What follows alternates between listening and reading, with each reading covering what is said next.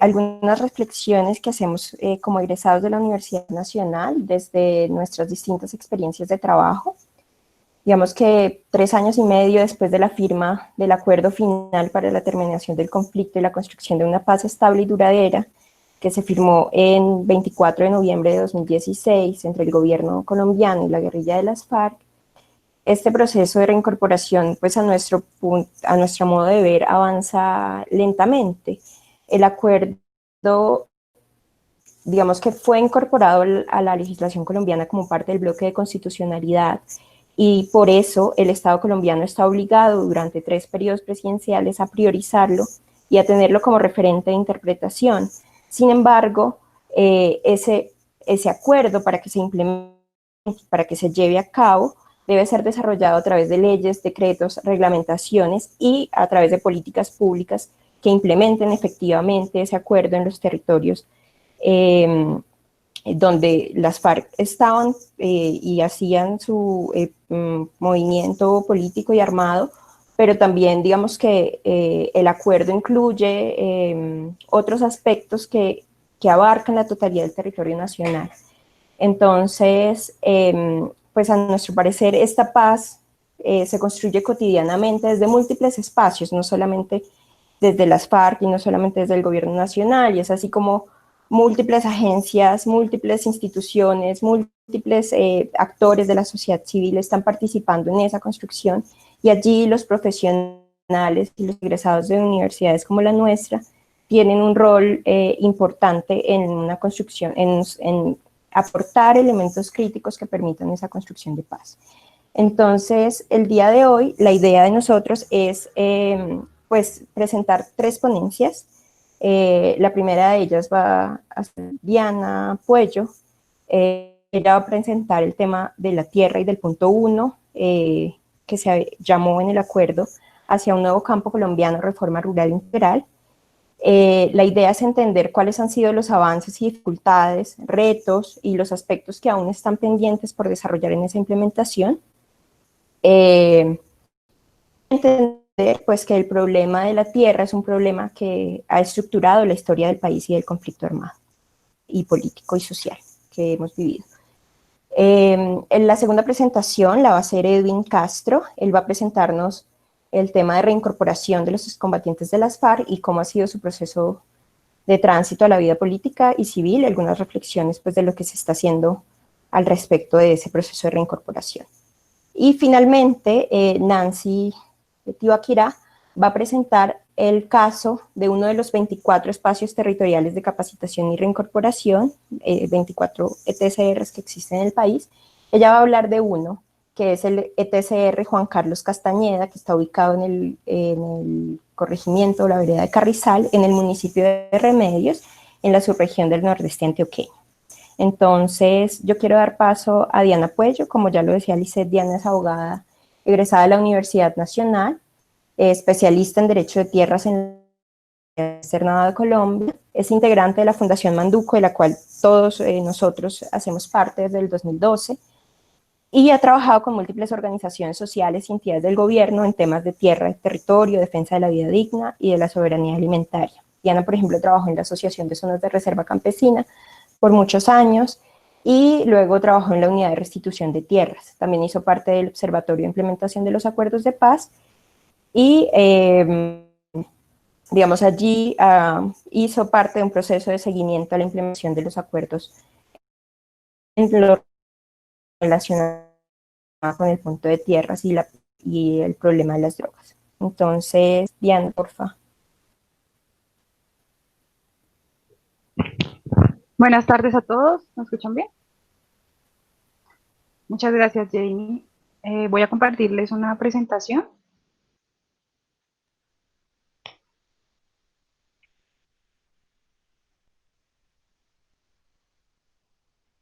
¿La ven? Listo.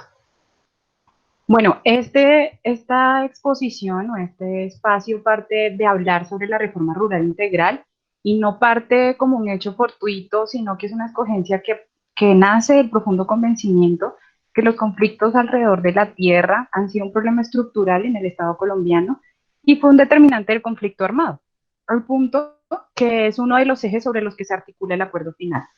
Es de tal importancia este punto dentro del acuerdo de paz que de los 129 millones que se estima que cuesta la implementación de todo lo pactado, al menos un 85% de ese costo del acuerdo está para esa implementación. Ahora bien, para poder medir esa implementación del punto de reforma rural integral, debemos partir de la consideración que el propósito de este punto es lograr, y para lo cual fue pactado, fue lograr en 15 años la transformación estructural del campo, cerrar las brechas entre el campo y la ciudad y crear las condiciones de bienestar y buen vivir para la población rural, en especial en aquellas regiones donde las comunidades han sido más afectadas por el conflicto. En consideración a eso, es que para nosotros la implementación debe ser medida en conjunto con las disposiciones del punto 4, que es el de solución del problema de las drogas, en especial aquellas disposiciones referentes a la transformación de territorios rurales o que se han visto afectados por el cultivo, por los cultivos de uso ilícito. Por eso a lo largo de la presentación hablaré de forma relacionada de la implementación tanto del punto 1 como del punto 4.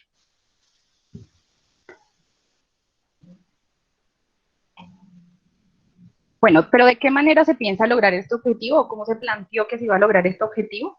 Se planteó que se iba a lograr a partir de la activación de 4 elementos, de los cuales revisaremos sus características principales para ahí sí poder entrar a revisar cuál es el estado actual de su implementación.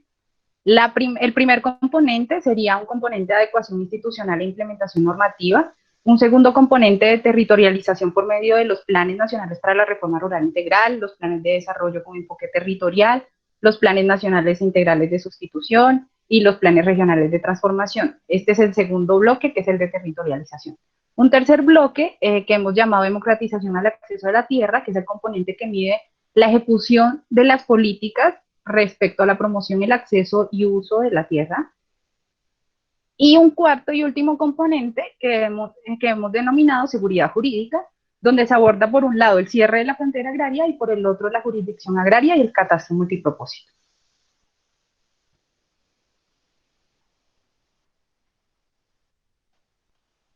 Partiendo entonces, ahora sí, de este punto de la adecuación institucional e implementación normativa, tenemos que la reforma rural integral fue determinada inicialmente como una prioridad de la implementación del acuerdo final y señaló que aproximadamente para el primer año de su implementación se tendrían un total de 30 adecuaciones normativas, que incluye leyes, decretos, resoluciones o lineamientos, que abarca en grandes temáticas lo acordado. Tal es el caso de los dos ejemplos que coloqué ahí, el decreto 902, que es por el cual se adoptan las medidas para facilitar la implementación de la reforma rural integral en lo que se refiere al procedimiento para el acceso y formalización y el fondo de tierra. O el decreto 893 de 2014, por el medio del cual se crean los programas de desarrollo con enfoque territorial PD.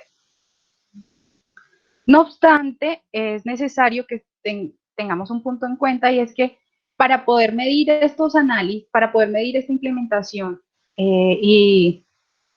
si bien formalmente podríamos decir que hay un avance del 30% de lo acordado en cuanto a regulación, estas disposiciones no podría decirse desarrollan la complejidad de lo dispuesto en los aspectos del acuerdo final, porque dejan de regular aspectos sustanciales, como por ejemplo el derecho a la alimentación, o la jurisdicción agraria, o el hecho de la denominación de campesino. Estos aspectos que no han sido completados ahí y que en su momento me referiré más adelante, corresponden a agendas que quedan pendientes y que limitan el alcance de esas disposiciones. O también se desarrollan otras agendas, dentro de las normatividades se hacen desarrollos normativos como el Plan Nacional de Construcción y Mejoramiento de la Vivienda Rural o el Plan Nacional de Electrificación Rural, que no son un contenido particularmente dispuesto para el acuerdo final, sino que corresponde a parte de el desarrollo de las carreteras ministeriales y se expiden en virtud a desarrollar esos programas que ya se venían adelantando. Otro factor que debilita estos avances normativos es que esta expedición de las normas no tiene en cuenta que el acuerdo final se pactó como una integralidad.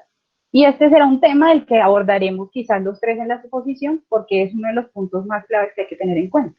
Y es que el acuerdo se firma como un solo cuerpo y al no desarrollar todos los temas en bloque, debilita las disposiciones que ya han sido creadas.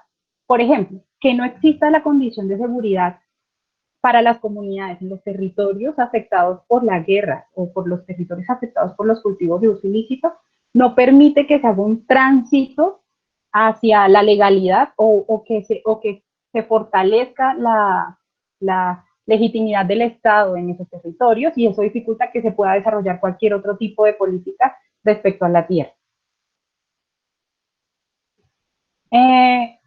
Ahora, eso en cuanto a la normatividad. Y ahora en cuanto a la implementación normativa, que vendría siendo aquella transformación institucional que se adopta para la implementación del acuerdo de tierras, quizás es el componente que más avance tiene la reforma rural integral. Y este avance se mide en la medida que en diciembre de 2015 se ordena la liquidación del INCODER, que era hasta entonces la cabeza del sector agrario, y se dispone la división de responsabilidades, dando lugar a la creación de la Agencia Nacional de Tierras, encargada de la adjudicación y formalización de la propiedad, y a la que hoy adicionalmente se le encarga la administración del Fondo de Tierras y el registro de sujetos de ordenamiento social.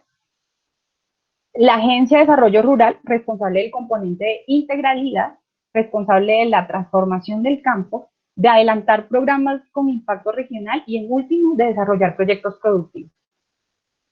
Y la Agencia de Renovación del Territorio, que es la gerente y supervisora de los procesos de planeación, de los que hablaremos más adelante, pero que son, en resumen, los programas de planeación del territorio que trae como manera novedosa el acuerdo. Es decir, podríamos decir que se hizo se especializó la gestión y se atiende, cada sector atiende uno de los aspectos de lo agrario. Esto ayuda, o en teoría permite, a las agencias ser más eficientes respecto a sus objetivos. Sin embargo, en la práctica encontramos que sus acciones no están articuladas y coordinadas porque no existe jerarquía entre ellas, y además no administran toda la oferta relativa a la reforma rural integral, pues dependen de los desarrollos de otras carteras ministeriales para el abordaje de asuntos específicos. Por ejemplo, la vivienda sigue correspondiendo al Ministerio de Vivienda, y la educación sigue correspondiendo al Ministerio de Educación y la Salud. Lo mismo, esta misma situación se presenta en cuanto al punto de solución de drogas, pues el Programa Nacional Integral de Sustitución para este programa se crea la Dirección para la Sustitución de Cultivos de Uso Ilícito, que es la agencia estatal responsable de la implementación y ejecución del PNI, en desarrollo de las funciones asignadas al vicepresidente, y tiene la responsabilidad de implementar el acuerdo. Sin embargo, la erradicación forzosa continúa en cabeza del Ministerio de Defensa, y entre ellas se siguen presentando roces respecto a cuál programa desarrollar en los territorios. Bueno, siguiente, hablando de la territorialización, que es el segundo componente en el que vamos a revisar el acuerdo de reforma rural integral, encontramos que el primer componente en activarse fue el del Programa Nacional Integral de Sustitución de Cultivos Ilícitos, PNI, y los planes comunitarios, los PISDA. Pues podríamos decir que desde junio de 2016 hasta el 2018, además de crearse las instancias para su ejecución, que son muy específicas en el acuerdo, tuvo un despliegue en todo el territorio nacional, atendiendo a más de 30.000 familias para la firma de acuerdos individuales. Al menos hay 130.000 acuerdos colectivos, y el otorgamiento de medidas de acción inmediata para garantizar el tránsito de esa economía basada en cultivos de uso ilícito en al menos de 15 de los 21 departamentos identificados inicialmente. Es decir, fue una estrategia que, si bien no abordó el universo de lo existente, sí tuvo un gran despliegue territorial. No obstante, con la presidencia de Duque, se suspenden estos escenarios de concertación y esta firma de acuerdos, y con el argumento de plantear una nueva hoja de ruta que permita el cumplimiento de los compromisos ya acordados, realiza una suspensión de esos acuerdos, de esa nueva suscripción de compromiso. Esta suspensión no implica simplemente suspender y detener el porcentaje de avances, sino que, como es un tema tan delicado, implica incluso un retroceso en la legitimidad de la intervención que el Estado ya había garantizado.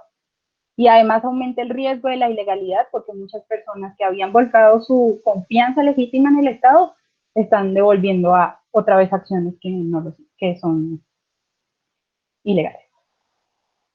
Entonces, si ese fue el primer avance del acuerdo de tierras, o sea, hasta el 2019, a partir del año 2019 a la fecha, la territorialización ya no es por el país, sino que ahora está alrededor de los llamados territorios FEDER. Y el alistamiento y la ejecución de los planes para la transformación regional y las llamadas obras FEDER. ¿A cargo de quién está? Ya habíamos dicho que a cargo de la Agencia de Renovación del Territorio. ¿Y qué implica esta construcción de planes? En líneas generales, lo que implica, es el ejercicio de una democracia directa, en la que las comunidades plantean desde los núcleos veredales, luego en los municipales y luego en las regiones, cuáles son las necesidades y cuáles son aquellas herramientas que necesitan para poder realizar una transformación verdadera del territorio. Este es uno de los aspectos donde más importancia ha tenido el rol de los profesionales, pues implica un despliegue institucional que hasta el momento no se había dado, en el que se construyen a partir de elementos técnicos las iniciativas y las necesidades del territorio en pro de la transformación. Sin embargo, cuando ustedes revisan esos documentos de alguno de los PEDES ya desarrollados, encontramos que hay poca reflexión sobre los usos y formas tradicionales y esenciales de la vida comunitaria, o que la inversión que se proyecta en ellos se traduce en una ejecución de obras de infraestructura, que no necesariamente significan una mejora en la calidad de vida, pues se plantean como soluciones temporales o aisladas, sin que exista una conexión entre ellas, o que si el objetivo es simplemente garantizar la inversión estatal y no articular de esos recursos de manera armónica para que puedan cumplir de nuevo el objetivo de la reforma rural integral, que es la transformación del campo y la concepción de buen vivir para las comunidades que hacen parte de él. En el caso de la territorialización de los planes nacionales de la reforma rural integral, o sea, estos son los planes municipales y veredales y regionales de los municipios priorizados. Ahora, en cuanto a los planes que abordan todo el territorio nacional, es mucho más difícil medir el alcance o poder determinar cuál es la implementación, pues los desarrollos normativos no son específicos, o los que existen no son suficientemente novedosos más allá de lo que ya desarrollan los ministerios, y no se podría diferenciar con claridad cuáles se desarrollan adicionalmente para lograr una transformación del campo, sino cuáles son parte de los procesos que normalmente adelantan el ministerio. Esta carencia no solo es porque no se pueda medir, sino que la idea de los planes nacionales es que sirvan de componente articulador entre el territorio y le pueda permitir un alcance nacional a esos planes que se desarrollan de manera local.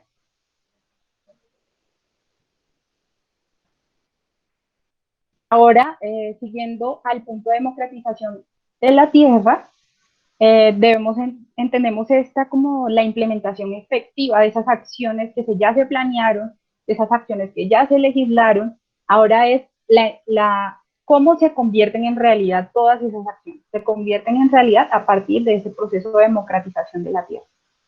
Pero, a diferencia de otras disposiciones que se han dado en Colombia en materia de tierra, no hablamos solamente de la necesidad de entregar la tierra, también decimos que la tierra no puede ser entregada de esa manera, sino que la tierra debe ser entregada dotándola de condiciones para vivir en ella, y para vivir en ella de manera adecuada. De manera adecuada implica que esa vida garantice el bienestar y buen vivir de las comunidades. No nos volvemos otra vez al objetivo de la reforma rural integral.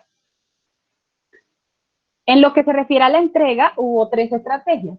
La entrega a través del Fondo de Tierras, accediendo por medio de subsidios y créditos, que sería otras formas de acceso, o por el uso de la propiedad para pequeños y medianos productores, o la formalización. En lo que se refiere a la entrega, se dispuso la creación de un fondo de tierras, que es como una bolsa predial donde el Estado depositará aquellas tierras que tiene disponible para realizar los procesos de distribución. Estas tierras son las producto de donación, baldíos, resultados de procesos agrarios, por extinción administrativa, o por extinción de dominio. En el acuerdo se acordó que serían 10 millones de hectáreas, pero posteriormente lo que se acordó es que de esas 10 millones, 3 de ellas corresponderían a los programas de entrega y 7 a los programas de formalización de la propiedad. Es decir, este fondo de tierra se debería componer de 3 millones de hectáreas. Actualmente hay al menos 1 millón de hectáreas, según datos de la Agencia Nacional de Tierras. Sin embargo, no se ha entregado ni una sola hectárea de. ¿Por qué? Porque la Agencia Nacional de Tierras plantea que es necesario que primero se cumpla con la meta de llenar la bolsa de tierras para luego iniciar con la meta. Proceso que se dificulta porque, como lo veremos más adelante, no se ha adelantado el catastro multipropósito y además de las fuentes que ya el Estado maneja, no tiene de dónde sacar predios, sino realiza un verdadero ordenamiento de cómo está el territorio colombiano. Por su parte, la formalización de los otros 7 millones de hectáreas de los que hablamos, tiene como meta el año 2026, según el Plan Marco de Implementación. El gobierno manifiesta que se han formalizado más de 1.900.000 hectáreas, lo cual implica un porcentaje bastante amplio de ese universo.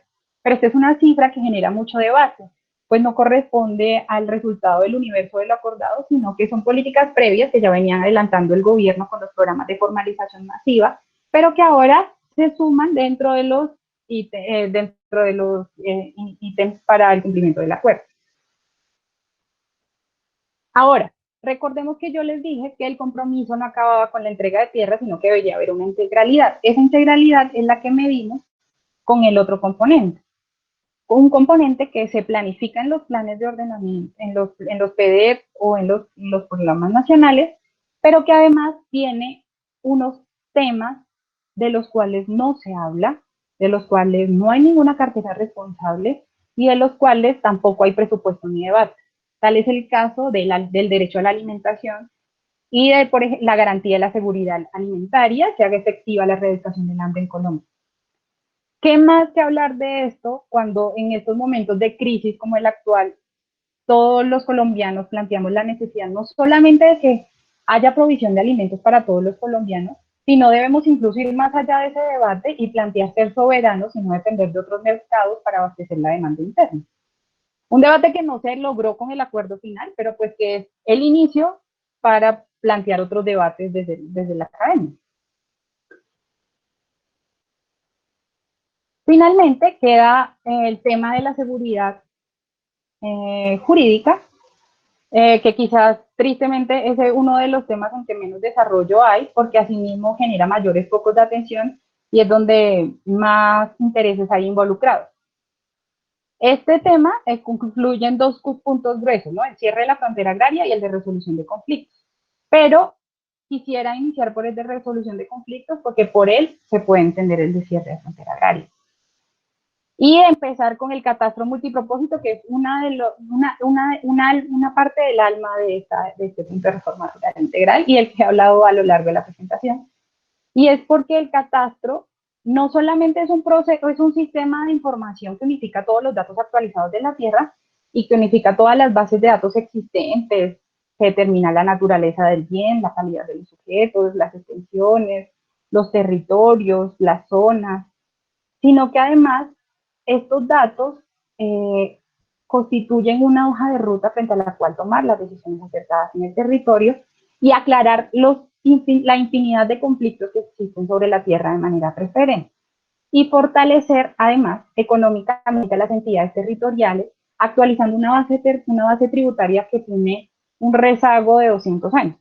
Es decir, aquí en Colombia, al menos se podría decir que un 80% del territorio nacional no tiene catastro actualizado, y eso, sin duda, dentro de lo que más afecta es a la base tributaria de las entidades territoriales.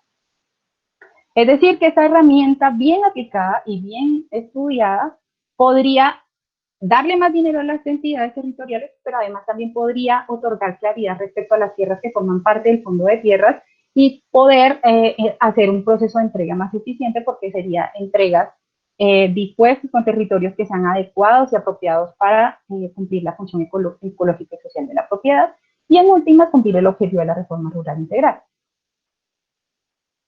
Ahora, El plan marco de implementación me señala que esto debe estar listo a 2023. Sin embargo, a la fecha solamente se ha desarrollado un plan piloto, que fue el que se desarrolló en Ovejas Sucre, en el que hay, pero queda pendiente un rezago del 50% del territorio del municipio, pues no fue tenido en cuenta los terrenos rurales. Solamente se realizó el catastro multipropósito en la zona urbana. Perdón.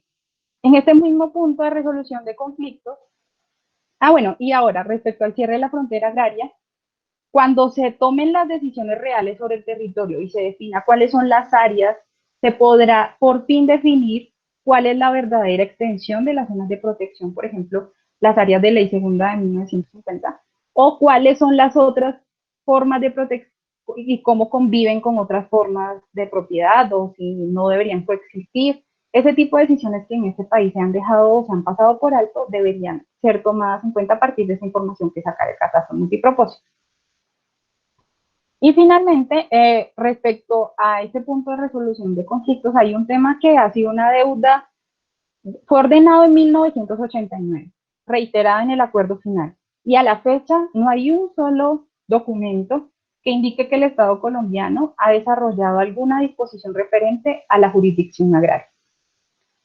A la jurisdicción agraria, independiente a la estructura judicial de la rama penal, de la rama civil o de la rama ambiental, que dará desde lo agrario una respuesta a las necesidades del campo y que creará un conocimiento específico, una línea argumental que da seguridad jurídica y que permitirá la armonía de esas figuras y herramientas y discusiones sobre el agro colombiano. Esta nueva institucionalidad y responsabilidades y necesidades que se derivan de ella nos hace el llamado como profesionales a estar a la altura de esos retos. Y esa es una de las razones, por ejemplo, que me llevan a mí a estudiar la especialización en Derecho de Tierras, en una corte que es la primera que se abre luego de 20 años en que ninguna universidad ofreciera un posgrado relacionado, o que, por ejemplo, los pregrados de Derecho hayan relegado las temáticas agrarias a temas ocasionales o materias selectivas. Entonces es un reto que implica ser parte de un conocimiento nuevo que además que tiene que tener un enfoque transformador y que tiene que garantizar el bienestar y la calidad de vida de las comunidades agrarias.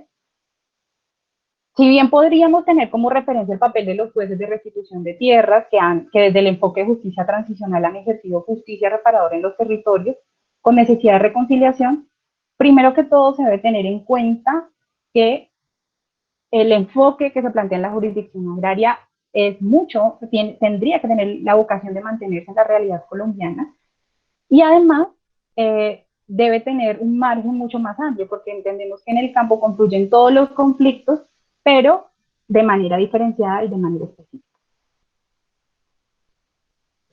Eso sería. Ahora sí.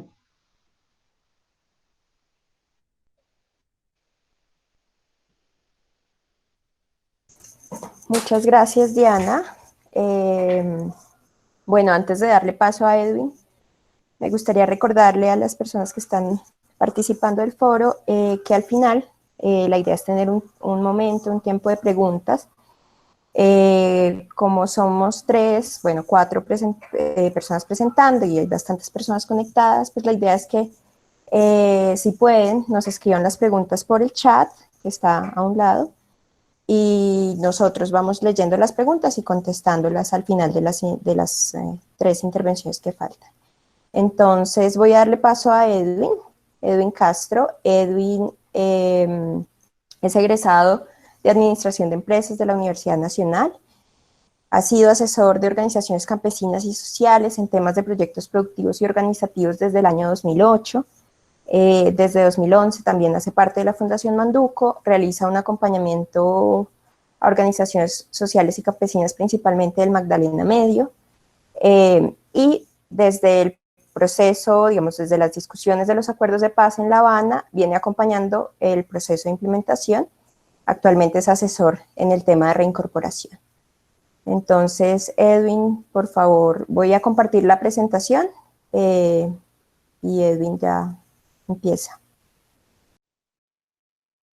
Muy buenas tardes para todos y todas los que nos acompañan en este intercambio de experiencias y conocimientos que hacemos como egresados de la Universidad Nacional de Colombia. yo parto de lo siguiente, y es entender y recalcar, como dijo Diana, que el acuerdo de paz es un acuerdo que tiene que ser entendido de manera integral. En mi caso, pues voy a hablar del punto 3 del acuerdo de paz, lo que tiene que ver con la reincorporación, y lo hago en un contexto donde pasamos de tener un acuerdo o de pactar el acuerdo bajo el gobierno de Santos, que es quien promueve, quien es una contraparte que promueve el acuerdo, a un gobierno que, pues, que varios de sus militantes o varios de sus miembros del partido, pues, han manifestado su oposición tanto al acuerdo como con vehemencia intentar hacer trizas el acuerdo en algunos de sus aspectos. Empezaría por nombrar lo siguiente. Primero hay que tener claro algo, y es que la historia de Colombia tendrá por contar que en el marco del conflicto social y armado que ha vivido el país, la confrontación bélica entre el Estado y las Fuerzas Armadas Revolucionarias de Colombia, Ejército del Pueblo, FARC-EP, luego de casi medio siglo de confrontación, derivó en un acuerdo de paz. Y ese acuerdo marca una pauta donde se evidencia que la guerra no tuvo ni vencedores ni vencidos, pero sí muchas víctimas. Y eso es clave entenderlo, entender que ese acuerdo se establece en un marco donde no hay vencedores ni vencidos. Un acuerdo de ese tipo implica el reconocimiento de las partes, entonces por ello no sobra reafirmar que al plantear la negociación y al llegar al acuerdo, el Estado colombiano implícita o explícitamente reconoció a las FARC-EP como una organización con estatus político. Más allá de los debates técnicos, pues en la práctica lo que se tiene es que hay una organización insurgente con estatus político. Y en este caso en particular, en el tema que voy a tratar, pues vamos a referirnos al tránsito a la vida civil de las FARC-EP como una organización con identidad, con principios, sueños y aspiraciones propios. Y para eso, pues vamos también a repasar brevemente el estado de las medidas acordadas para el proceso de incorporación, pero ante todo, manteniendo la idea que lo acordado para el proceso de incorporación se planteó de manera integral y no fragmentada. Esto, pues, con el espíritu de mantener todos los puntos articulados del acuerdo. Y no sobraría recalcar que la reincorporación no solo se trata de una de las partes, es decir, el tránsito a la vida civil de las y los exintegrantes de las FARC-EP es un elemento que se complementa con la adecuación de la institucionalidad del Estado colombiano para llevar a cabo este proceso sin antecedentes similares. Pasamos a tratar de definir qué es la reincorporación, y lo digo tratamos porque siempre se ha hablado de la reincorporación, pero pues cuando uno va a la definición encuentra pues que su definición no es tan clara como parece, pero uno puede partir de algo, y es decir qué no es. Entonces, en primera medida, pues lo que les decía es el reconocimiento de las partes y pues que no hubo vencedores ni vencidos. Hay que adicionar que la reincorporación no puede enmarcarse entonces en el plano de los procesos de desarme, desmovilización y reintegración, los llamados procesos DDR, ya que el Estado colombiano no logró una victoria militar y por tanto no tiene un desarme de las FARC como un ejército vencido.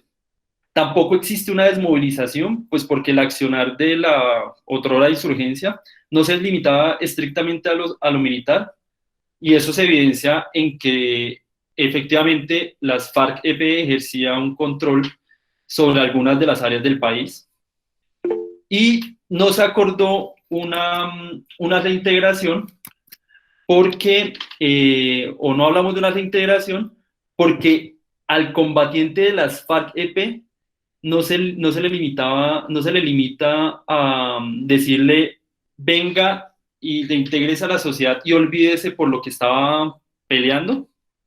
Al contrario, este proceso implica reconocer ese carácter político de cada uno de los y las personas que hacían parte de las FARC-EP. ¿Qué se definió dentro del acuerdo? Dentro del acuerdo se definió la reincorporación como un proceso de carácter integral, sostenible, excepcional y transitorio, que considera, y esta parte es muy importante, los intereses de la comunidad de las FARC-EP en proceso de incorporación, de sus integrantes y sus familias, orientado al fortalecimiento del tejido social en los territorios, a la convivencia y a la reconciliación entre quienes lo habitan. Asimismo, al despliegue y el desarrollo de la actividad productiva y de la democracia local. La reincorporación de las FARC-EP se fundamenta en el reconocimiento de la libertad individual y del libre ejercicio de los derechos individuales de cada uno de quienes son hoy integrantes de las FARC-EP en procesos de incorporación. De esto hay que resaltar esta parte de los intereses de la comunidad de las FARC-EP en procesos de incorporación, de sus integrantes y sus familias, orientado al fortalecimiento del tejido social en los territorios, a la convivencia y la reconciliación entre quienes lo habitan, porque allí se está reconociendo una colectividad con identidad política, poseedora de saberes y conocimientos forjados dentro de la organización, que es capaz de resignificar categorías y conceptos, y eso lo vamos a ver con, por ejemplo, temas en la familia, y con una construcción de vínculos enmarcados en los objetivos que tenían como organización política y eran objetivos comunes. Esta parte es la que permite deslindar claramente de lo que sería la reintegración o el exclusivo trato a la individualidad de las y los combatientes farianos. Ahí es donde se separa claramente lo que sería un proceso de reintegración tal y como se concibe en el Estado colombiano. ¿Cuál es ese marco inicial para iniciar la implementación de la incorporación? Primero, pues, dado el desarrollo y el alcance que venía dándose en la mesa de negociaciones, se llega a la concertación de crear las condiciones para el inicio de la implementación del acuerdo. Esto con el fin de que lo que se estaba logrando en la mesa, pues, tuviera reales alcances en el país. Para ello, pues, era necesario formalizar e iniciar un cese al fuego bilateral y definitivo, de tal manera que se generara un ambiente de confianza y pues escenarios propicios dentro de los territorios donde antes se desarrollaba o se generaba la confrontación armada. Y en este punto es donde aparecen dos temas adicionales importantes. Uno, la dejación de armas, donde pues es un proceso que se entiende como el hecho voluntario de deponer las armas para el ejercicio de la participación política con la garantía de su seguridad física. Y por otro lado, pues los espacios geográficos que se conocieron como zonas veredales transitorias de normalización, ya que estos escenarios eran los lugares donde se iba a preparar o se prepararía el proceso de incorporación. Pero sumado a todo esto estaba que la institucionalidad del Estado colombiano debería ir adecuándose para la implementación del acuerdo de paz. Y pues esto implicaba también, a su vez, un despliegue amplio de pedagogía de paz por el territorio nacional. Es de recordar que el cese inició el 23 de junio de 2016, y pues para garantizar ese cese bilateral y definitivo, pues las zonas veredales jugaron un papel fundamental porque, primero, hay más actores del conflicto, hay otras insurgencias, y la verificación del cese se haría más complicada si no se sabe con exactitud, y eso es una de las razones, si no se sabe con exactitud dónde están pues, los miembros de, en este caso, la insurgencia de las FARC-EP.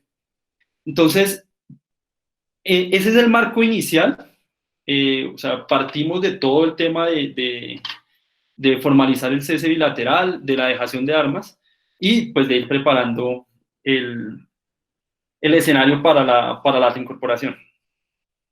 Entonces, ¿qué fue lo que se acordó para implementar? Por un lado, se contempló la creación de dos organismos, dos instituciones, dos formas de organización institucional para la implementación de la reincorporación. Por un lado, aquello que sería motor para la reincorporación económica, y es la Organización de Economías Sociales del Común, más conocida como ECOMUN, y el Consejo Nacional de Reincorporación, que sería un espacio paritario entre el Estado y las FARC, donde se definirían las actividades, se estableciera el cronograma y se adelantaría el seguimiento del proceso de reincorporación. Mientras que ECOMUN surge con el propósito de promover un proceso de reincorporación económica colectiva. Para el funcionamiento de ECOMUN se contempló el apoyo del Gobierno Nacional en la financiación de la asesoría jurídica y técnica, la definición también de un proceso y un procedimiento expedito y extraordinario para constituir esta organización dentro del marco de la economía social, de las economías solidarias. Pero también a esto se le suma algo que era muy necesario, y es, primero, identificar con plenitud a los miembros de las FARC-EP, o sea, saber quiénes son y dónde se encuentran, y lo otro, pues las necesidades que tienen cada una de esas personas. Entonces, con el objetivo de conocer plenamente la cantidad de personas y garantizar para ellas el proceso de reincorporación y de tránsito a la vida civil, se acordó que las FARC entregaría al gobierno un listado que incluiría las personas privadas de su libertad. O sea, esto también es bien importante tenerlo en cuenta. En general, pues las personas se ubicarían en estas zonas veredales de transición, como ya lo dije, y a partir de ese momento se desplegaría lo necesario para la identificación de sus necesidades, y ello implicó, para ello se delegó a la Universidad Nacional en la elaboración y aplicación del censo socioeconómico, con el fin de facilitar el proceso de reincorporación de las FARC como una comunidad y como individuos.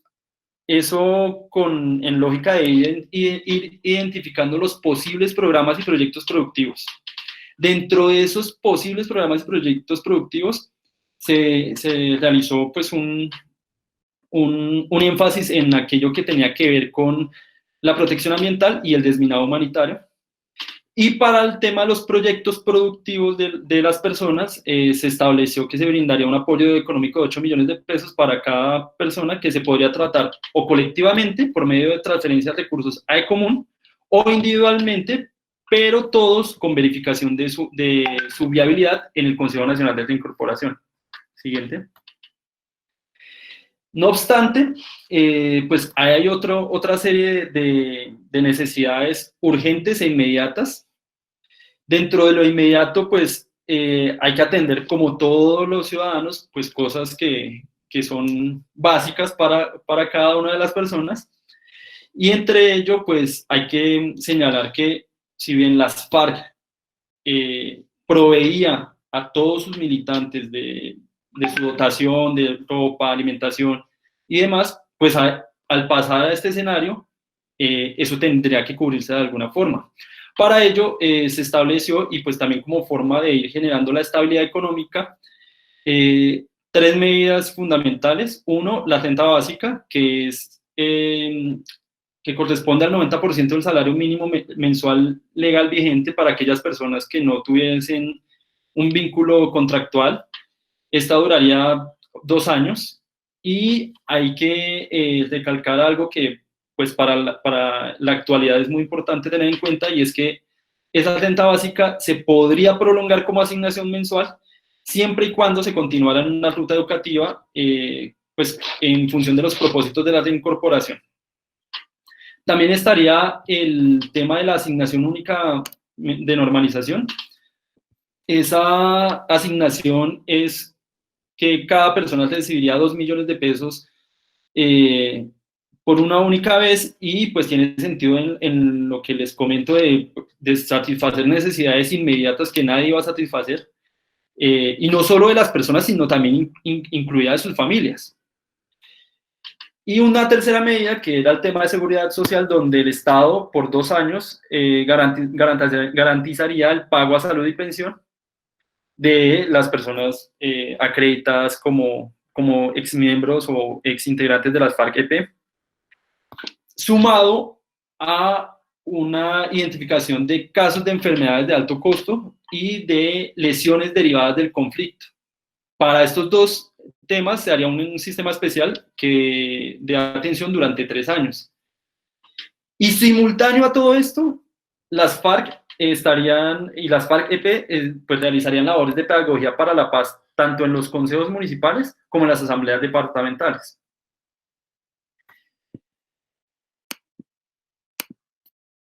¿Esto con qué se complementaría? Como en el mediano o largo plazo, se complementaría con unas necesidades urgentes de la reincorporación que pues derivan en la atención de los derechos fundamentales para algunos temas, por ejemplo, la educación formal, es decir, la educación básica, media, técnica, tecnológica y universitaria, la educación para el trabajo y el desarrollo humano, la validación y homologación de saberes y de conocimientos. Esto es bien importante porque el carácter de las FARC-EP no era solo militar y pues tenía un cúmulo y tiene un cúmulo de saberes pues que puede desconocer la mayoría de la parte de la sociedad, pero que ellos lo tienen en el caso de salud, en el caso incluso de ingeniería uno podría señalar todo ese tipo de conocimientos. También una necesidad como la vivienda, como todos también la cultura, recreación y deporte. Y pues hay un ejemplo muy dado y es el tema del rafting, por ejemplo. No hace mucho, ellos nos representaron en un mundial, cosa que no había un equipo estable y que fuera a representarnos a nivel mundial. También está la protección y recuperación del medio ambiente, el acompañamiento psicosocial, que creo que no es en el marco de creer que las personas que han estado inmersas en la confrontación armada estén mal de la cabeza o algo así, sino que implica pues un acompañamiento integral, pues porque lo que no es normal es que toda la sociedad siga inmiscuida en la guerra. Y también pues un tema muy importante que es la reunificación de la familia, entendiendo las diversas formas y expresiones de la familia. Siguiente. Entonces, ¿cuál es la actualidad? La actualidad de la implementación de esta reincorporación, pues vamos a ver algo y aquí voy a tener en claro algunas cosas. Estas son como las cifras que presenta de manera general la ARN, que es pues una parte del Consejo Nacional de Reincorporación. Entonces, de las instancias para la reincorporación, recuerden que lo señalé el Consejo Nacional de Reincorporación como una de esas instancias, y esta se reglamentó por varios decretos. Sin embargo, uno de esos decretos pues despoja de toda capacidad jurídica y con carácter vinculante al propio CNR y lo lleva a una instancia de discusión. En la lógica de poder pues que la reincorporación no quede centralizada, se va a constituir los consejos territoriales de reincorporación y pues hay una falencia y es que estos consejos se empiezan a instalar 8 meses después de que surgen los decretos que los reglamentan. Entonces, hay una característica que hay que señalar y es que estas instancias se establecieron de carácter paritario entre gobierno y las FARC. Para el caso del Consejo Nacional de Reincorporación se encuentra que por el gobierno está el Alto Consejero para la Estabilización, que antes conocíamos como la Alta Consejería para el Posconflicto, y el director de la Agencia para la Reincorporación y la Normalización. Y por el lado de las FARC, pues son 2 delegados, 2 personas delegadas de la otrora guerrilla. Pues el CNR se ha visto afectado por varias cosas, entre ellas el paralelismo, la omisión y la suplantación del mismo que ha realizado el Estado, y en eso hay que también ser muy claros. Los 2 gobiernos, o sea, el gobierno de Santos y el gobierno Duque, han hecho un desconocimiento del CNR y lo han limitado mucho más porque pues con medidas y normas que no acuerdan en ese Consejo Nacional de Reincorporación, sino que son unilaterales, son medidas unilaterales. Por ejemplo, está la Directiva Presidencial 03 de 2017. Dentro de lo acuerdo también estaba que el componente FARC cuente con un acompañamiento o con una capacidad técnica y operativa. y eso no está, eso pues tiene siquiera 30 personas entre técnicos y delegados para atender la multiplicidad de temas, que son más de 13 mesas, mientras que el gobierno tiene dos grandes instituciones, que es la ERN y pues todo lo que se deriva de la alta consejería. Entonces, pues hay una disparidad en la capacidad técnica y operativa. También hay una disparidad porque el gobierno asume unilateralmente reuniones, por ejemplo, con la cooperación internacional y con demás entidades involucradas en la incorporación, sin el componente FARC del CNR. De otro lado, el común, pues también inicia con unas deficiencias grandes, y es que después de 6 meses de establecido el decreto que lo reglamentaba, pues no se constituía, y se logra su constitución es por el trabajo autónomo de un equipo delegado de exintegrantes de las FARC, que sin el acompañamiento de asesoría jurídica ni técnica que debía brindar el gobierno, y mucho menos sin una normatividad que le ayudara, que fuera extraordinaria para la Constitución como estaba establecido, ese equipo logró constituirla formalmente, constituir al común formalmente, pero ahí no paró como las falencias. O sea, ese equipo, como se dice, con las uñas logró hacer eso, y también ha logrado gestionar, por ejemplo, cosas como la capacitación de más de 5.000 personas, 5.433 personas en temas de economía solidaria. Eso lo logra con la Unidad Administrativa Especial de Organizaciones Solidarias, que es una dependencia del Ministerio del Trabajo. Sin embargo, pues en ese tipo de procedimientos hay falencias, y por ejemplo, la UAEOS, que es esa dependencia del Ministerio de Trabajo, no certifica a aquellas personas que recibieron cursos dictados por instructores que no fueron capacitados por esa unidad. Entonces, hay una serie de poca adecuación de la institucionalidad que se empieza a hacer evidente, y pues, pero también hay que resaltar, por ejemplo, que Común no se queda estancado por ello, sino empieza a buscar soluciones, y entonces una de las soluciones que encuentra es, por ejemplo, que SINCOP, una organización del cooperativismo, empiece también a certificar a estas personas.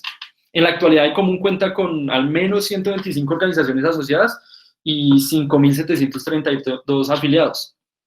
Entonces, esas son las dos instituciones macro de la reincorporación económica y social. Ahora bien, ¿qué pasa con las personas? Si uno revisa esa información que publica la ERN habla de 13.330 personas y acreditadas por la Oficina del Alto Comisionado para la Paz, y de estos 13.045 personas están en proceso de reincorporación. Ahí hay que señalar esa diferencia de 285 personas, porque fundamentalmente se da por la muerte de esas personas. Y en este punto de la acreditación y de las personas que están en proceso de incorporación, también hay que señalar dos aspectos. Uno, la existencia aún a la fecha de personas privadas de la libertad, o sea, personas todavía en cárceles que no han salido, aun cuando dentro del acuerdo estaba la amnistía, que son cerca de 179 personas acreditadas, o sea, pero que nunca han salido, y eso también vuelve a evidenciar pues, que el Estado no ha adecuado del todo su institucionalidad. Y por otro lado, que es muy lamentable, es el asesinato de los ex integrantes de las FARC-EP, y es que van 196 personas asesinadas en gran parte del territorio nacional. O sea, los asesinatos se han cometido en 21 departamentos de los 32. Se tiene ya un promedio aproximado de 5 personas asesinadas mensualmente, y esto pues en sí es un golpe pues a la implementación del acuerdo, porque pues lo primero para la implementación es garantizar la vida. Entonces, pues una de las bases es esa, ¿no? O sea, hay una insurgencia, un alzamiento armado, está dejando las armas, pues lo básico es que no sean asesinados. Entonces, ese es un tema álgido que a veces se ve muy por encima, pero hay que garantizar la vida de las personas por encima de cualquier cosa.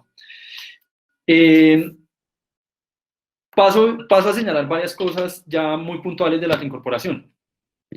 En términos de reincorporación temprana, pues se planteaba abocar a necesidades inmediatas, o sea, lo que les nombraba de la renta básica, debía contar previamente con una bancarización, pues como en todo el modelo de política pública se tiene en estos momentos, una bancarización de las personas, y esa bancarización se da casi a la totalidad de las personas. Sin embargo, pues sí hay una pequeña brecha, y es con aquellas personas que aún se encuentran en lo que llamaban la lista Clinton. Las personas no se pueden bancarizar porque pues, una de esas medidas es que pues, no pueden acceder a los servicios financieros. Eso también la bancarización también tiene un pero, no solo para las personas, sino para las organizaciones de economía solidaria que se están conformando, y es que la mayoría de entidades financieras privadas pues se negaban, y pues en el marco de la normatividad del derecho pues estaban en toda la libertad de hacerlo, y se negaban a abrir cuentas para las cooperativas, lo que implicaba una demora aún más en poder formalizar y generar sus propuestas de proyectos productivos. En general, el que aún no se haya completado el 100% se debe a ese tipo de demoras y procedimientos de las instituciones públicas y privadas. También, pues, que eso impide un poco la garantía de los derechos civiles. Dentro de lo público hay que señalar, por ejemplo, la demora en la cedulación, en la excarcelación, en el cierre de investigaciones que tiene la Fiscalía, y no porque sea garantía de impunidad, sino porque pasan a la justicia transicional. También porque hay una demora en el intercambio de información entre las entidades, y hay unos rezagos enormes. Por ejemplo, lo que puede señalar hoy el IMPEC lo va a conocer la ARN 2 meses después. Entonces, esos son barreras y son realidades que afectan en la implementación de esta parte del acuerdo. Pero pues también hay que señalar cosas como el tema de seguridad social. Casi en su totalidad lleva pues la afiliación en salud y pensión. Todos sabemos que el sistema de seguridad social de Colombia no es que sea el más efectivo, eficiente, pero bueno, ahí entraron estas personas. Sin embargo, lo que señalaban como los programas de enfermedades de alto costo y lesiones derivadas del conflicto, hasta la fecha pues no se ha dado su ejecución, y pues ya vamos a 4 años de esto. Eso en el corto plazo. ¿Qué necesidades y qué hay para la reincorporación en el largo plazo? La universidad, como les dije, estaba encargada de hacer el censo socioeconómico, y estos resultados se presentaron desde julio del 2017. Sin embargo, y ahí hay que señalar algo que a la academia hay que también, y que desde la academia podemos reclamar, y es que pues los gobiernos desconocen muchas veces lo que plantea la academia, y lo hace más por una concepción política que por una cuestión de objetividad. En ese caso, pues esos resultados parecen ser desconocidos en lo general, y hay que recordar varias cosas. Primero, el censo iba a identificar los posibles programas. Dentro de eso estaba pues el tema de protección ambiental y desminado humanitario. Esto sí ha andado, y es gracias a que en el tema ambiental, por ejemplo, se ha desarrollado el proyecto Ambientes para la Paz. Eso lo ejecuta la Fundación Colombiana de Excombatientes y Promotores de Paz, FUSEPAZ, en convenio con el Consejo Noruego para los Refugiados y la Embajada Británica. En materia del desminado humanitario, pues está la organización Humanicemos DH, que es conformada por exintegrantes de las FARC, como una alternativa a la incorporación en lo social económico a través del desminado humanitario y como una medida de reparación. Pasamos a un escenario más complejo aún, y es el tema de los proyectos productivos de 8 millones.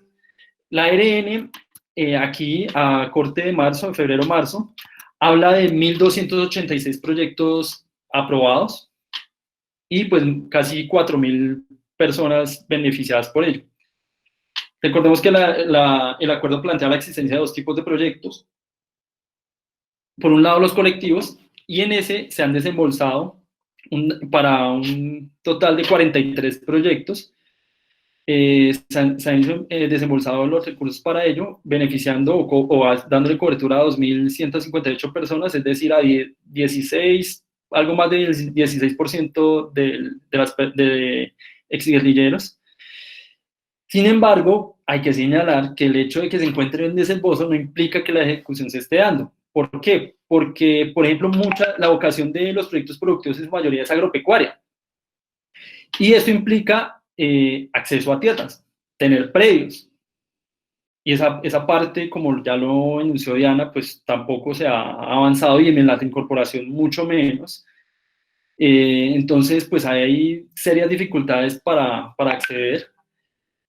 En ese sentido, pues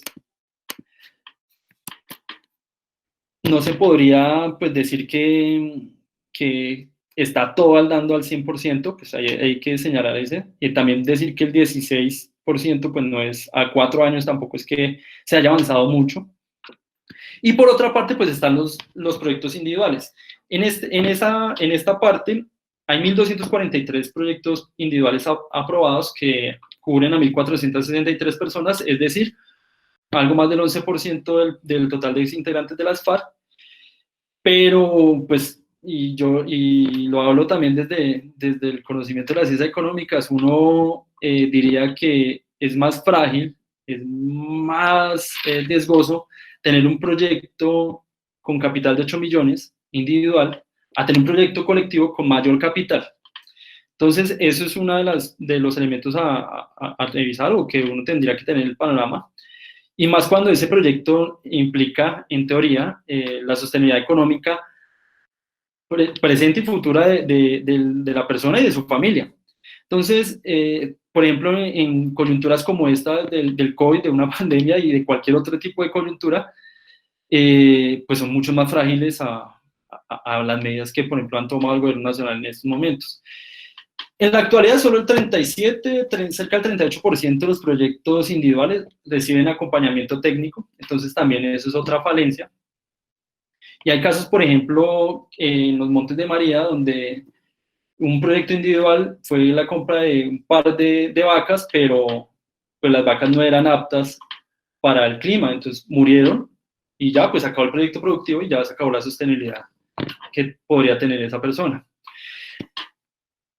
En síntesis, el desembolso de los proyectos productivos pues puede contar con cerca del 28%, pero lo que no implica es que la ejecución tenga esa misma cobertura, por un lado, y también hay que señalar algo, y es que el gobierno, a través del ARN, ha metido un acelerador a este tema de los proyectos productivos individuales, que tiene más deficiencias que los colectivos, y pues que solo pueden aumentar las cifras, pero no garantiza nada la sostenibilidad.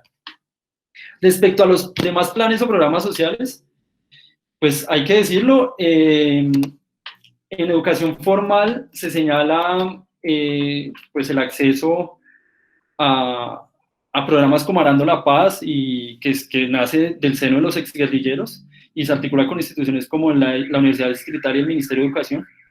También el programa Maestro Itinerante y el modelo de formación para adultos, lo que ha impulsado la cobertura de educación básica para la reincorporación.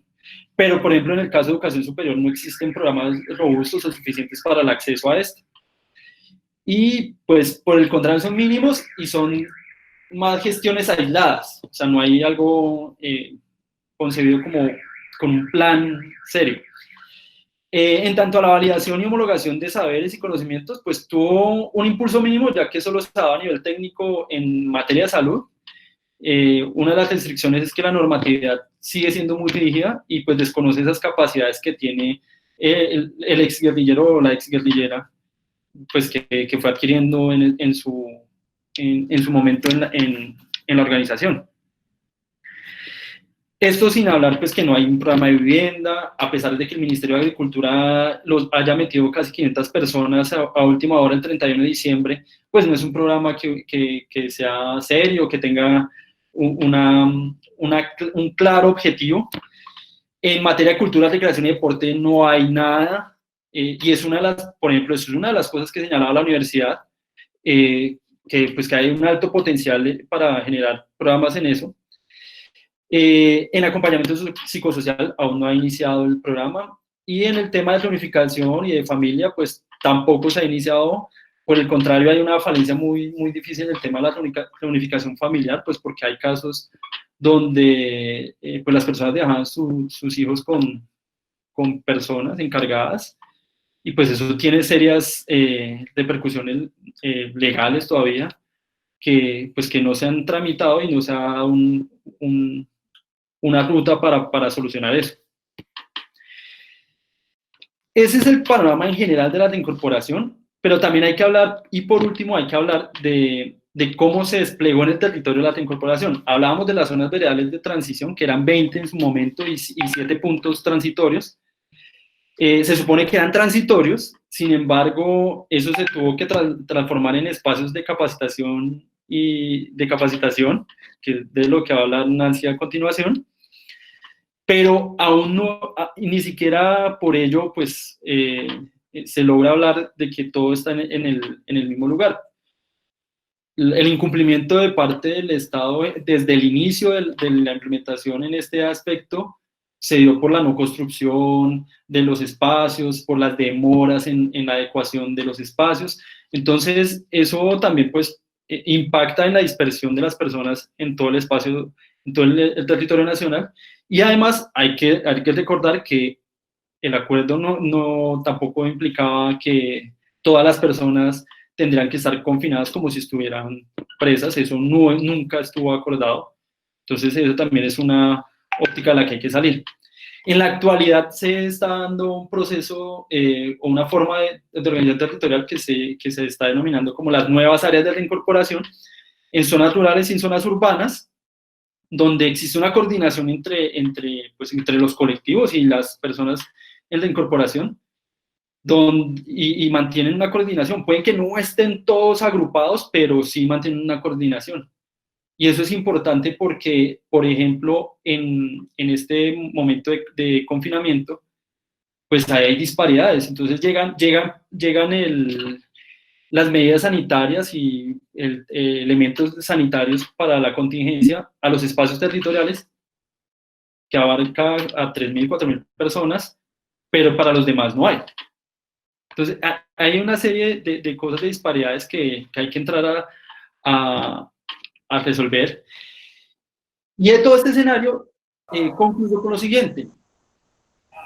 Ante este panorama que parece un poco complicado, se ha mantenido una constante, y es que los y las exintegrantes de las FARC-EP gestionan muchísimo alrededor del acuerdo. Y ustedes lo ven con cada uno de los proyectos productivos que ha salido a flote.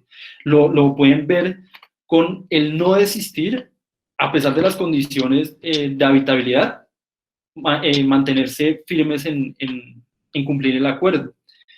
Entonces también, y resulta paradójico porque mientras las directrices del gobierno parece en tratar de empujar el proceso de reincorporación hacia una reintegración, o sea, hacia una individualización, hacia que la gente como que desista de sus propósitos políticos también, pues las FARC siguen firme en lo que han acordado. Y eso también implica algo para la adecuación institucional. Y es que por más que los trabajadores públicos y contratistas de las entidades responsables de la implementación tengan su voluntad, pues están también atados de directrices que emana el gobierno. Entonces la esperanza aquí sigue estando en que se cumpla lo acordado, en una academia volcada también a defender esos acuerdos, esos verdaderos cambios estructurales. También que la academia tiene mucho que aportar sobre la implementación en política pública, y evidenciar que aquí todavía hay cómo implementar ese acuerdo de paz. No queda más sino como señalar eso. Yo quería señalar de forma general ese estado de la reincorporación. Gracias, Edwin. Bueno, vamos a darle paso a Nancy. Nancy es contadora pública de la Universidad Nacional, es asesora de política económica y social, integrante del grupo de investigación En Contabilidad y Organizaciones y Medio Ambiente JICOMA, de la Facultad de Ciencias Económicas. Ella tiene experiencia y ha trabajado con comunidades campesinas durante los últimos 10 años, ha aportado y ha apoyado en la gestión de proyectos productivos.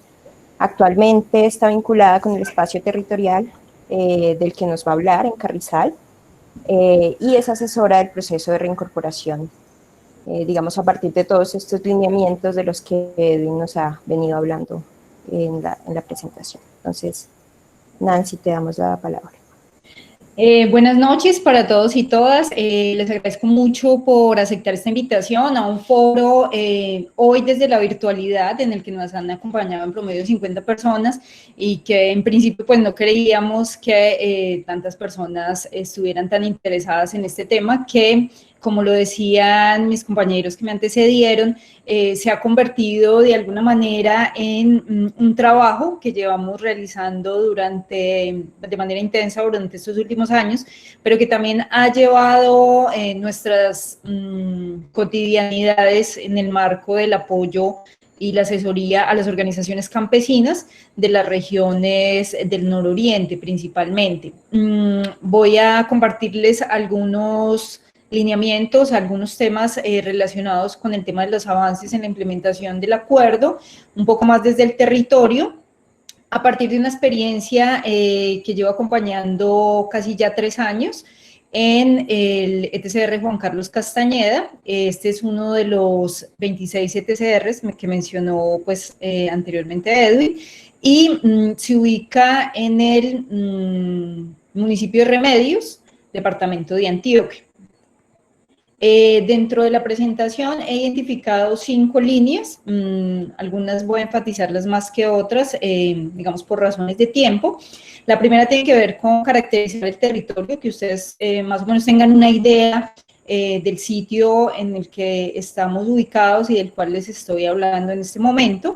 El segundo, algunas problemáticas relacionadas con el territorio, que son problemáticas, van a ver ustedes, que no son recientes con la implementación del acuerdo, sino que así como otros territorios de la denominada Colombia Profunda, han acompañado los territorios incluso desde sus colonizaciones más prigenias.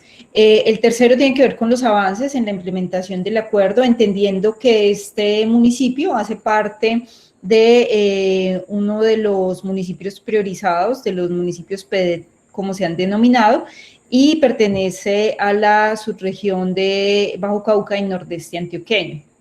El cuarto tiene que ver con las limitaciones en la implementación, lo que hemos evidenciado, digamos, a grandes rasgos. Hay un nivel de especificidad que nos encantaría compartir con ustedes, pero pues en razón al tiempo no lo voy a poder hacer. Sin embargo, pues queda abierta, como ya les decía Jamie, el espacio de las preguntas a través del chat, de tal manera que podamos un poco en unos minutos ir cerrando también de pronto algunas dudas que queden. Y el quinto punto tiene que ver con la academia en la ruralidad y precisamente mencionar el carácter nacional que tiene la Universidad Nacional de Colombia, sus fines misionales y particularmente algo que desde la Facultad de Ciencias Económicas y particularmente el grupo de investigación hemos querido destacar, que tiene que ver con la responsabilidad social. En este caso, la responsabilidad social que atañe a los profesionales de la Universidad Nacional y pues en general de la educación pública, pensaría yo. La caracterización nos permite ubicarnos primero en el municipio de Remedios, un municipio, como les decía, que lleva mucho tiempo, digamos, rezagado un poco del desarrollo en su zona rural principalmente. La ubicación está dentro del departamento de Antioquia, en una subregión denominada Nordeste antioqueño. El municipio de Remedios, a 4 horas de la cabecera municipal, de la cabecera departamental, que es Medellín. La mayoría de habitantes, el 60% de sus habitantes se ubican en el casco rural, en el la zona rural. Y tenemos una particularidad muy importante, y es que debido a la falta de actualización de censos y de información propia del municipio, pues es muy difícil establecer con precisión la población de estas zonas rurales. Apenas hasta el año 2017 llega el 2017 y 2018 el censo del DANE a empezar a hacer estas revisiones de población. Entonces es muy difícil identificar con claridad.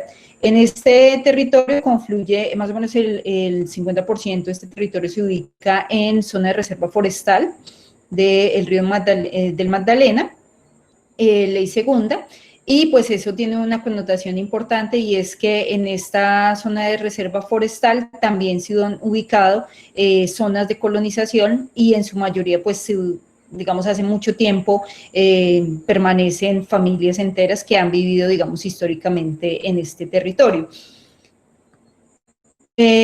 A partir de 2016, en el municipio de Remedios, se configuró algo que se denominaron las zonas veredales transitorias para la normalización, y son lo que mencionaba en un principio Edwin, donde se agruparon excombatientes de las FARC-EP para iniciar su proceso de reincorporación. Para ese momento, Carrizal pues hacía parte de una de las veredas del nordeste de Remedios, y pues más o menos se planteaba que su población eran 500, 600 habitantes. Sin embargo, digamos, posteriormente se ha hecho unos cambios institucionales que han permitido que Carrizal pues haga parte de lo que se ha denominado el corregimiento de Carrizal dentro del municipio. Hay diversas caracterizaciones que se han planteado, que tiene que ver con una economía de corte principalmente minero, con unos pocos accesos a los equipamientos y demás, que principalmente están ubicados en el casco urbano, más o menos nuevamente a 4 horas del casco urbano de Segovia. Dentro del corregimiento de Carrizal se ubica el ETCR Juan Carlos Castañeda, en el cual en principio zona veredal, hoy antiguo ETCR, donde habitan 76 miembros de la comunidad FARC, 18 mujeres y 58 hombres, junto con 40 menores, y de igual manera pues se encuentra otra población, que es las familias de estos excombatientes, más o menos son 40 personas. Dentro de las iniciativas productivas que se han adelantado por la población se encuentra una iniciativa productiva de ganadería, piscicultura, ebanistería, un proyecto forestal, cría de pequeños animales, cultivos de pan coger y la venta de licores y mecatos en un establecimiento de comercio. Estas actividades inicialmente habían sido financiadas solamente por la asignación única que mencionó anteriormente Edwin, que se le dio a cada excombatiente, y con recursos que se iban obteniendo, es decir, que tenían financiación propia. Hasta el año pasado empieza a llegar alguna financiación principalmente del PNUD, acompañado con una intervención importante de la ARN, y pues ha querido apoyar principalmente el proyecto de piscicultura, la OIM también con el de ganadería, y algunas financiaciones que se han logrado a través de la alcaldía municipal que nos acompañaba pues en el periodo anterior.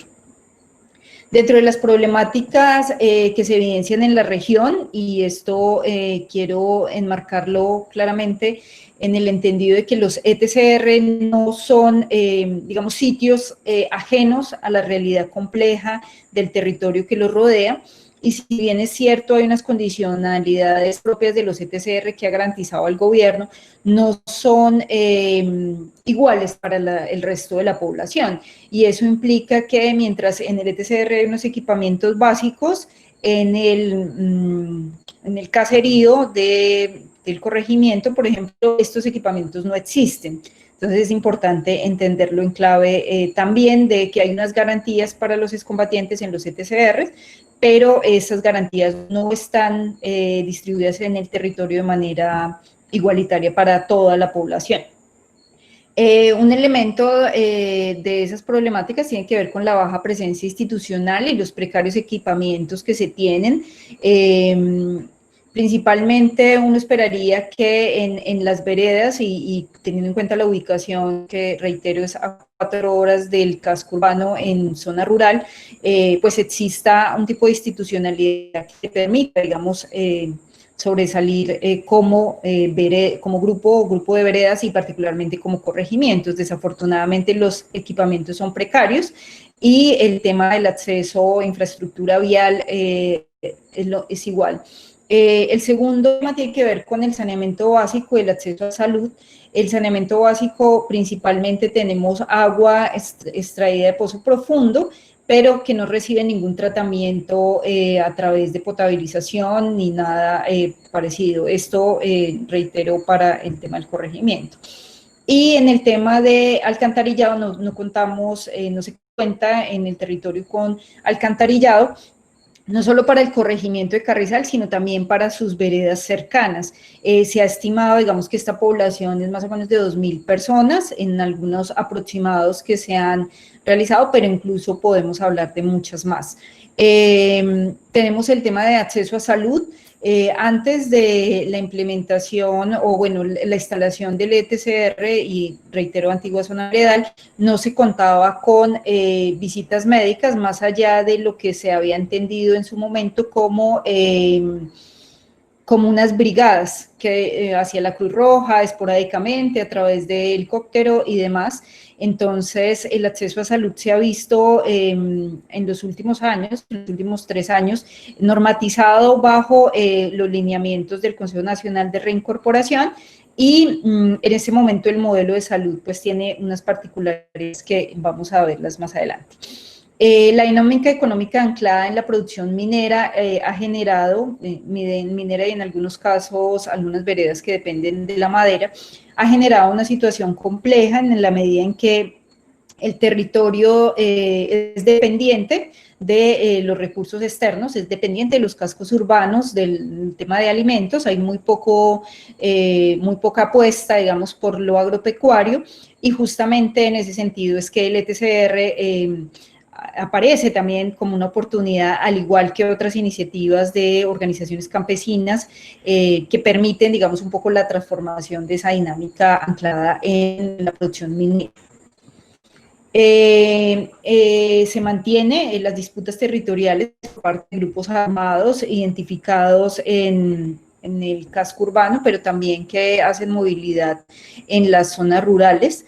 Y pues eso ha generado una tensión importante entre la población, porque a pesar de la implementación o el tema de garantías de seguridad que ha sido incluido dentro de los acuerdos, pues desafortunadamente la baja implementación en este punto ha ocasionado que se mantengan esas disputas territoriales, y los territorios que antes estaban, digamos, en el marco de digamos, la presencia de lo que fue el bloque Magdalena Medio, hayan sido dejados, y la institucionalidad pues no alcanza a copar ese espacio.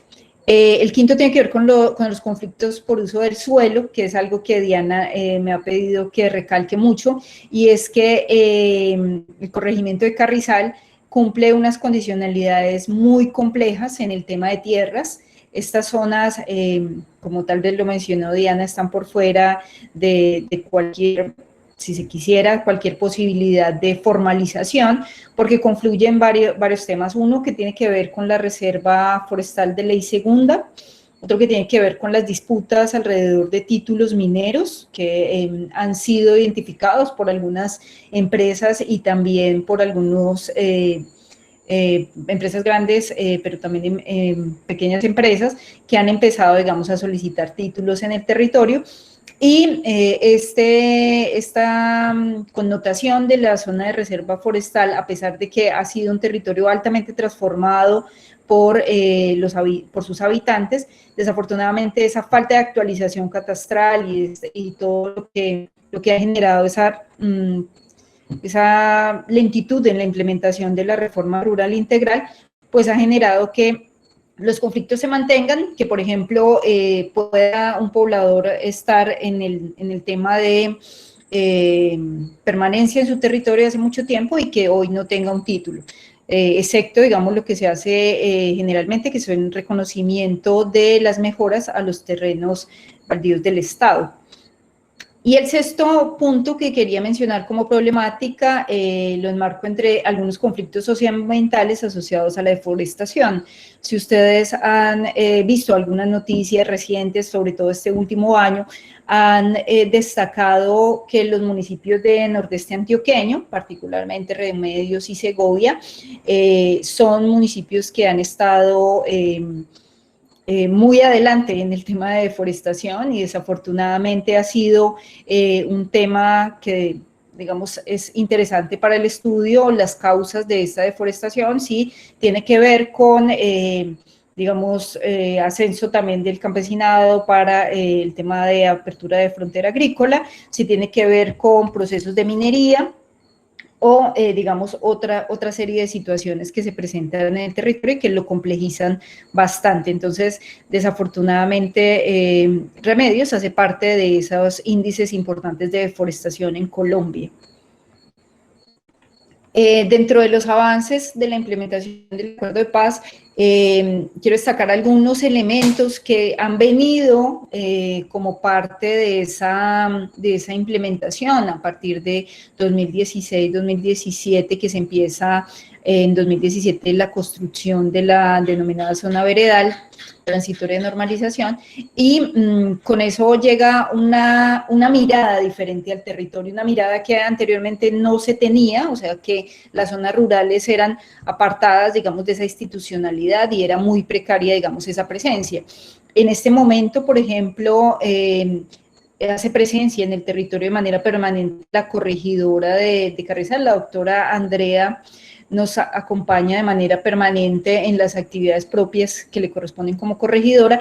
Está la policía, que está cerca del ETCR por las condiciones de seguridad también establecidas en el marco de los acuerdos, que tiene que ver con que la UICAR debe estar cerca, en el perímetro establecido, al igual que un batallón militar de menor escala, por supuesto. Se han adelantado algunas obras PEDER en el municipio y particularmente en el corregimiento. Hay acompañamiento diferencial que antes no estaba, actividades que tienen que ver con reincorporación, específicamente de excombatientes, pero también bajo una línea de entender la reincorporación como un tema comunitario, y en ese sentido, pues la ARN y la ONU, además de otras instituciones que han acompañado los procesos con comunidades, pues han hecho una presencia importante en el territorio. El segundo punto tiene que ver con el programa de salud rural, que hace parte de un programa nacional que está financiado con cooperación, y actualmente opera un modelo de salud establecido por el Ministerio de Salud y que ha sido, digamos, producto también de las demandas establecidas en el Consejo Nacional de Reincorporación. Este modelo de salud, digamos que ha ido en detrimento, digamos, ha ido de más a menos, desafortunadamente. En un principio se tenía la presencia permanente de un médico, y algunas situaciones importantes relacionadas con medicamentos, con insumos, con equipamientos que se ubican en el puesto de salud de Carrizal, el único puesto de salud del corregimiento y de, digamos, donde llegan todas las veredas, porque desafortunadamente no hay puestos de salud. Estaba el médico de manera permanente, luego fue reducido a 3 días cada 15 días, y ahora en esta etapa de 2020 únicamente se tiene durante 3 días al mes un médico. Acompaña también el proceso un auxiliar de enfermería de manera permanente y una ambulancia que también está de manera permanente. Sin embargo, este programa es insuficiente para las necesidades propias del corregimiento, y sobre todo, digamos, se entiende que está en un marco, digamos, de acompañamiento al ETCR, pero para las comunidades más hacia adentro, más en en distancia al caserío, perdón, de Carrizal, pues no hay este acceso. De igual manera, este programa se acompaña de algunas brigadas y este tema de la implementación también ha permitido de manera importante que se acerquen fundaciones y otras organizaciones a hacer acompañamientos, y eso creemos que es muy importante. En el punto 3, otro avance en la implementación tiene que ver con los proyectos productivos y la formación y acompañamiento técnico. Entonces, la presencia, digamos, de instituciones como el SENA, con su formación presencial, pero también virtual, ha sido importante y que antes pues se veía de manera más esporádica. El tema de proyectos productivos y el acompañamiento que se le pueda hacer a estos también ha ocupado un espacio dentro de los programas de las alcaldías, particularmente de la alcaldía anterior, que nos ha, digamos, puesto como prioritario el tema de la implementación de los acuerdos, y fue en su momento uno de los municipios que tenía un mejor relacionamiento con la institucionalidad, precisamente porque se puso en el centro el tema de la implementación. Creo que fue uno de los éxitos o que permitió que la institucionalidad se viera mucho más en estos territorios. El cuarto punto tiene que ver con la reincorporación en el ETCR Carrizal, porque, como lo mencionaba, el espacio territorial se constituye como un espacio de vivienda, pero también donde los miembros de la comunidad FARC pueden empezar a desarrollar actividades productivas, donde pueden desarrollar actividades de educación con todas las falencias que pueden tener, digamos, los procesos, pero que ha tenido un acompañamiento y por lo menos una respuesta en términos de la implementación, y que permite que hoy se mantenga una población de excombatientes en el mismo. Aunque algunos de ellos en este momento pues están en otras zonas, como parte también del entendimiento de la integralidad del territorio, en este caso de lo que en su momento fue el bloque Magdalena Medio. Dentro de las limitaciones en la implementación del acuerdo de paz, quiero mencionar lo primero es que la política del gobierno denominada paz con legalidad no es lo mismo que la implementación de los acuerdos de paz. Hay una línea muy grande entre lo que es la paz con legalidad y cómo se ha presentado por parte del gobierno, que el mismo consejero lo ha mencionado, es discrecional del mismo gobierno decidir cómo hace o cómo adelanta el proceso de implementación de este acuerdo, que, como lo mencionaba Diana, se encuentra en la normatividad y ha sido, digamos, ampliamente incluido en esa normatividad, no obstante, no en la institucionalidad y no, digamos, en cómo se empieza la implementación en los territorios. Entonces, quisiera mencionar que una de las limitaciones más grandes en el tema de la implementación tiene que ver con reducir la implementación del acuerdo de paz a lo que se ha denominado por parte de este gobierno como la política de paz con legalidad. Y aunque ha tenido avances en lo que tiene que ver con documentos, cifras y un poco de impacto en los territorios, no es lo que los campesinos y campesinas de la región habían entendido como la implementación integral del acuerdo de paz. El segundo es el modelo económico centrado en el extractivismo. Mientras en Colombia se siga manteniendo este modelo, y lo vemos, digamos, en términos actuales de la crisis, por ejemplo, las consecuencias tan graves que tiene mantenernos en este modelo en el marco de esta crisis, porque los efectos son muy, muy importantes en las finanzas públicas y demás. Entonces, precisamente el acuerdo de paz tenía un centro en la reforma rural integral, y debido a estos pocos avances en este primer punto, pues el modelo económico va a seguir centrado en el extractivismo, en beneficiar, digamos, la inversión extranjera y todo, digamos, lo que connota este modelo, desconociendo las posibilidades importantes que tiene esa reforma rural integral y pues la integralidad como tal de la implementación del acuerdo. El tercero lo mencionaba posiblemente Edwin en su intervención, y es que no hay garantías de seguridad en el territorio, y no hay garantías porque mientras no se evalúe realmente el tema de el punto de garantías de seguridad, pues va a ser muy limitado el proceso de implementación, porque las comunidades van a continuar sometidas a diferentes grupos al margen de la ley que desafortunadamente hacen presencia en los territorios y particularmente someten, digamos, a la población a unas dinámicas que no permiten avanzar en este tema de la implementación. Como cuarto y último punto, quería mencionar la desconexión de las decisiones centralizadas con los territorios. Entonces, se ha dicho mucho el tema de municipios PEDET, de las obras PEDET, etcétera, etcétera, pero como inicialmente se han planteado los planes de desarrollo con enfoque territorial, pues tenían muchas más herramientas que lo que hoy se conoce como obras PEDET. Las obras PEDET son cifras, son intervenciones muy puntuales, pero que no permiten entender el territorio en su complejidad, y creo yo que también le ha quitado a las alcaldías, que dependen, digamos, de recursos del orden nacional para operar, y algunos programas que ellos logran implementar lo hacen con el mismo presupuesto que ya tenían. Entonces siempre ha sido una disputa como, sí, yo quiero estar en el marco del acuerdo y avanzar en la implementación con los puntos tan importantes que tenemos, por ejemplo, el de víctimas, el de reforma rural, pero esos recursos no llegan a los territorios porque, digamos, la centralización de las decisiones ha estado no solamente en Bogotá, sino que también tenemos centralizado el tema de recursos. Y por último, quiero cerrar en algunos elementos sobre el tema de la academia en la ruralidad, a partir de identificar esos fines misionales de la universidad, como lo son la investigación, la extensión y la docencia, y estos 6 puntos del acuerdo de paz, que tienen que ver con la reforma rural, la participación política, el fin del conflicto, el manejo de drogas ilícitas, el punto de víctimas y, pues, por último, el de la implementación, que es el que va avanzando.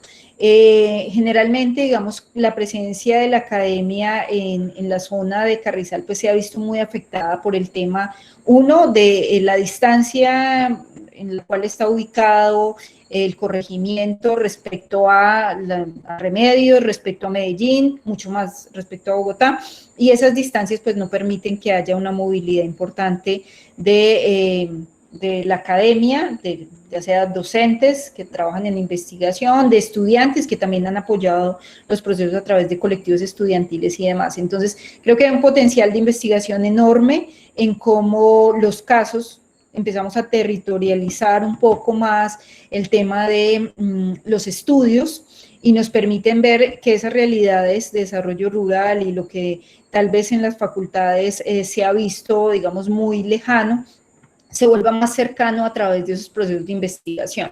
En el tema de docencia claramente hay un reto enorme, y es cómo los estudiantes también en ese marco, digamos, de formación se interesan por entender la ruralidad y se interesan por entender que hay un compromiso social más allá, digamos, de la ciudad y de la oferta que desafortunadamente la universidad ha centrado un poco en los últimos años, que tiene que ver con las firmas y todo lo que connota, digamos, estar en un estatus social pues asociado a las ciencias económicas, por lo menos en el caso de la facultad.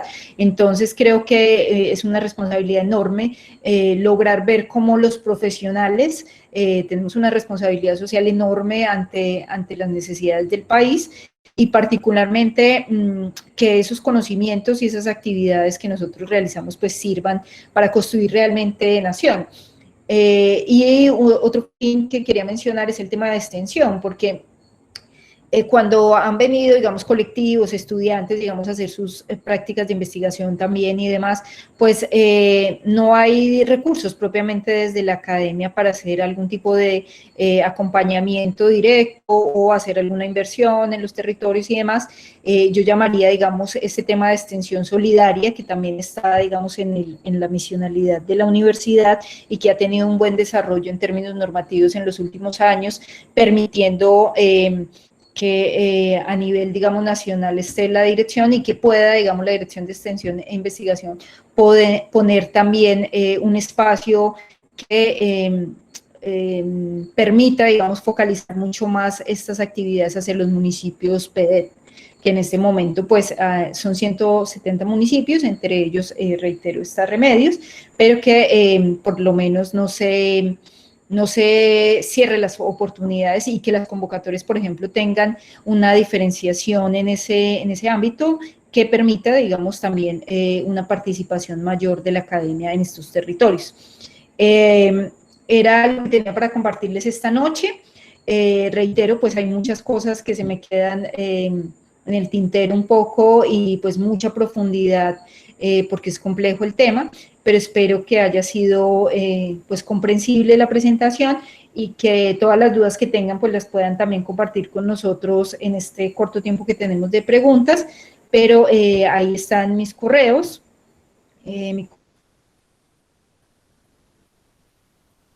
Alguna información o recibir alguna comunicación sobre estos temas que estamos tratando, sería pues de gran ayuda que próximamente ustedes que están allá detrás de las pantallas puedan interesarse también en estos temas que llevan siendo parte como de la cotidianidad de nosotros hace un tiempo importante. Les agradezco mucho a todos y a todas.